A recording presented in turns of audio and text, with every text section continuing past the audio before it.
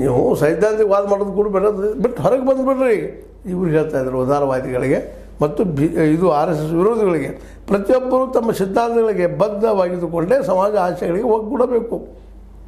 ನಮ್ಮ ಸಿದ್ಧಾಂತ ಇಟ್ಕೊಂಡು ನಾವು ಈ ಸಮಾಜ ಕಟ್ಟಬೇಕಾಗಿತ್ತು, ಒಂದಾಗಬೇಕಾಗಿತ್ತು. ಹಸಿರು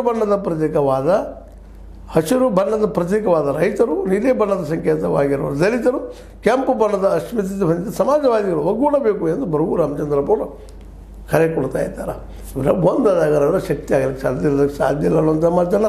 ಅದೇ ಕಾಲಕ್ಕೆ ನಮ್ಮ ಪರಕಾಲ ಪ್ರಭಾಕರ್ ಅವರು ಸಹಿತ ರಾಜಕೀಯ ಪಕ್ಷಕ್ಕಿಂತ ಜನ ಚಳವಳಿಗೆ ಹೆಚ್ಚು ಶಕ್ತಿ ಇದೆ, ಹೀಗಾಗಿ ಯಾವುದೇ ರಾಜಕಾರಣಿಗಳು ನಂಬಿಬಿಡಿ ಅಂತ ಅವರಿಂದರು ಏನಪ್ಪ ಅಂದ್ರೆ ಜನರಿಗೆ ಕರೆ ಕೊಡ್ತಾ ಇದ್ದಾರೆ. ಇವೆಲ್ಲ ನೆರೆಯಲ್ಲೇ ಅದೇ ಕಾಲಕ್ಕೆ ಶಶಿಕಾಂತ್ ಸೆಂಥಿಲ್ ಅನ್ನೋರು ಸಹಿತ RSS ಶುದ್ಧ ದೇಶದ್ರೋಹಿ ಅನ್ನುವಂಥ ನೇರ ಆರೋಪ ಮಾಡ್ತಾ ಇದ್ದಾರೆ.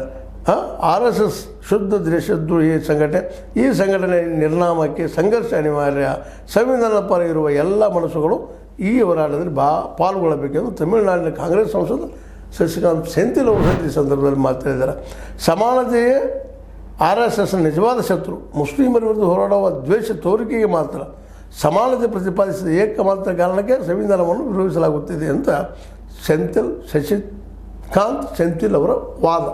ಇವರೆಲ್ಲ ವಾದ ಮಾಡಿ ಇವತ್ತೇನೋ RSSದ ಸಂಘಟನೆ ವಿರೋಧ ಸಂಘಟನೆ ಮಾಡೋಣ ಅಂತ ಕರೆ ಕೊಡ್ತಾ ಇದ್ದಾರೆ.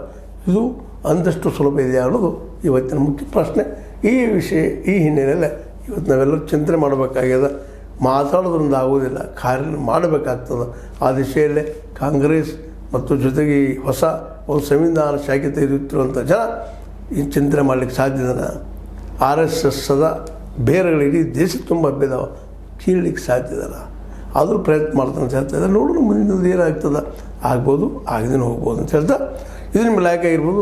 ಲೈಕ್ ಮಾಡಿ, ಶೇರ್ ಮಾಡಿ, ಕಾಮೆಂಟ್ ಮಾಡಿ, ಜೊತೆಗೆ ಶೇರ್ ಮಾಡೋ ಜೊತೆಗೆ ಇದನ್ನು ಏನಪ್ಪ ಅಂತಂದ್ರೆ ಬೆಳೆಸೋ ಪ್ರಯತ್ನ ಮಾಡಲಿ ಅಂತ ಹೇಳ್ತಾ, H16 ನ್ಯೂಸ್ ಆದಂಥ ಸೀತಾರಾಮನ್ ಸತ್ಯದ ಕೈಗಳಲ್ಲಿ ವಂದನೆಗಳು.